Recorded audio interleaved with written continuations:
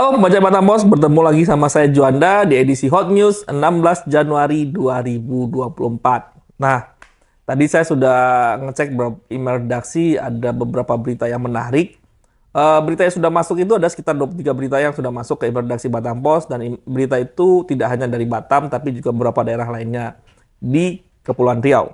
Nah, berita pertama yang saya akan spill itu pertama, coba tebak nih Bang. Dia berkaitan dengan prit. Apaan kira-kira? Kenaikan parkir. Iya, bener Abang nih. Nah, Dishub minta pemilik kendaraan minta karcis tiket parkir. Waduh, nih. Nah ini masalahnya. Tadi ada yang curhat barusan. Iya, barusan tadi ada yang curhat lewat, barusan ngomong di kawasan, salah satu kawasan di Batam Greenland, Kota ya. Greenland. Oh, Sebut sebut aja, langsung nggak usah. Greenland ya. Dan jadi minta tiket parkirnya. Tapi kata petugas parkirnya sudah habis. Ya. Lalu uang 4.000 dikembalikan 2.000. Ini gimana Nah ceritanya? itu, saya malah 2 kali parkir tak ada sama sekali ini ya. Diminta dikasih Karcisnya nggak ada karcis dikasih parkir. sama Jadi ini butuh pengawasan nih dari Dishub tentunya bahwa Kalau enggak menguap semua jadinya nanti juga gitu. menguap jadi apa itu Bang? Jadi garam, jadi Ya kan, gula. ya nggak masuk ke PAD juga lah Ji. Aduh, ini Gimana bahaya. kan gitu. Nah, ini tentunya butuh pengawasan dari semua pihak, Dinas Perhubungan, tentu pemerintah, agar bagaimana jukir-jukir itu memberikan karcis parkirnya. Jangan dong, bapak-bapak, tolong beritahu jukirnya, jangan bilang karcis saya habis, karcisnya begini dan begitu. Nanti ini kan tak sesuai PAD-nya, ini tak Ya, maksimal jadinya lagi potensial ya. loss-nya semakin tinggi juga. Aduh, Ujung-ujungnya bahaya, nanti, ini bahaya. Target PAD juga tidak akan tercapai. Terus cari alasan gitu kan. Nah, penting nih bagi masyarakat Batam untuk ketahui bahwa jam parkir itu mulai jam 6 sampai jam 10. Jadi di atas jam 10 itu tidak boleh lagi mengambil parkir. Dan apabila di atas jam 10 ambil parkir berarti itu ilegal. Boleh lapor ya Bang? Lapornya kemana ya itu ya? Tidak jelas sistem pelaporannya sekarang. Ini juga ya masalah. Harusnya kalau ada komplain, kemana komplainnya kan? Oh itu harus jelas ya Ini kan laporannya. tarif udah naik. Harusnya pelayanannya ditingkatkan. Mungkin ada call center, ada tempat pengaduan khusus gitu loh. Nah, Jangan masih pakai sistem hantu itu ya Bang? Nah, misalnya warga boleh memfoto atau memvideoin jukir yang misalnya nggak ngasihkan ini kan Oh, jelas. harusnya ada seperti Kalau itu seperti ya. ini kan nggak jelas kemana harus melapor. Siapa yang dilapor, lapor kemana, jukirnya siapa, nomornya berapa. Iya. Ini nggak jelas semua. Ini nampaknya terlalu buru-buru penerapan aturannya ini kan gitu. Kalau kata anak-anak zaman sekarang, gaje Bang. Hmm. Nggak jelas. Apa tuh nggak jadi kan? Nggak jelas. Itu bahasa Minang Bang. Ya, itulah kita omong-omong soal parkir tapi regulasi belum. Iya, omon-omon lagi. Yuk Bang, kita lanjut ke berita kedua. 581 warga binaan lapas terdaftar sebagai pemilih pada pemilu 2024. Ya. Nah, nomor 3-nya agak sedikit, saya merasa agak sedikit sedih juga ya Bang, karena Januari baru berjalan 2 pekan, namun sudah ada 133 permohonan perceraian di Batam.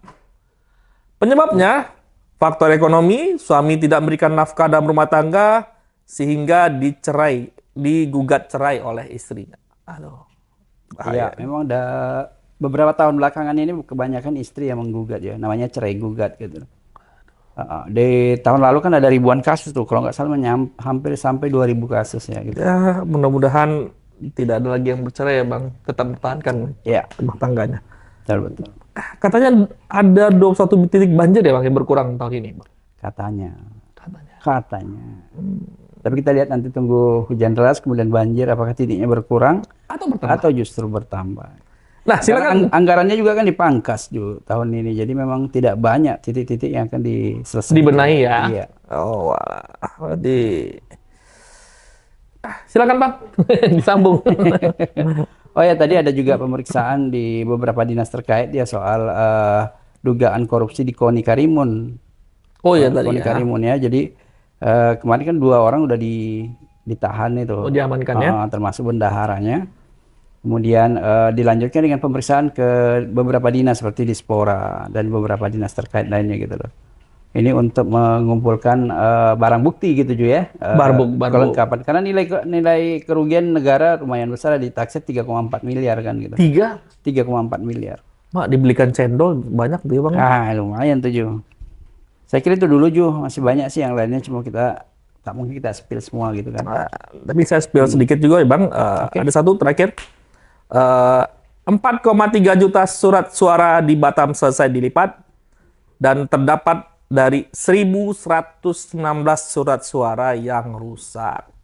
Nah, ini semoga segera dimusnahkan biar Ya, tidak menjadi betul. menjadi hal-hal lainnya di kemudian hari. Nah, Ya, tentunya pemusnahannya juga harus melibatkan berbagai pihak ya, harus Ju, sesuai disaksikan banyak aturan. pihak ya bang, biar ini fair ya. Karena kan yang rusaknya harus diganti gitu kan. Omon-omon, Ya. kabarnya kemarin Pak Prabowo datang ke Batam. Ya, Kabarnya besok bukan besok, jadi rencana Amin. ada rencana Amin tanggal 19. tanggal 19. Ya, rencananya akan datang. Oke. Tapi mungkin tidak menggunakan konsep kampanye seperti gemoy ya, tapi dia akan menggunakan sistem yang seperti yang kita sering lihat di media sosial ya, apa namanya, desak Anies. Desak Anies. Wah, ini kita Dia saksikan. agak berbeda ya kampanyenya kan gitu. Pendukung Amin bisa datang nih jika datang tanggal 19 ya Bang, jika terrealisasi bisa datang di acara Desak Anies di Batam. Nah, pembaca Batam Post itu aja nih berita-berita yang akan terbit di koran Batam Post esok hari. Tadi sudah ada beberapa berita parkir, berita tentang apa namanya tadi Bang? Banjir, perceraian, dan kasus hukum di Karimun ya. Nah, beberapa berita itu sudah ada di laman batampost.co.id. Dan selain itu juga sudah ada beberapa berita lainnya juga di Instagramnya Batam Post, Twitternya Batam Post, Facebooknya Batam Post, dan tentunya juga di YouTube-nya Batam Post. Subscribe. Nah, dan juga bisa juga diperbarui informasi politik ya, baik terkait omon-omon, terkait satset maupun terkait dengan Amin. Gitu. Di kanal-kanal yang tersedia di Batam Post gitu loh. Baik, kita selalu update setiap harinya untuk perkembangan politik yang ada di Indonesia maupun di Batam. Nah, membaca Batam Post itu aja bincang-bincang di Hot News sore ini. Terima kasih kepada Batam Post yang sudah mendukung Batam Post untuk tetap memberikan informasi yang jernih dan baik dan tentunya sesuai dengan kaidah jurnalisme yang baik. Nah, membaca Batam Post, selamat sore dan salam redaksi.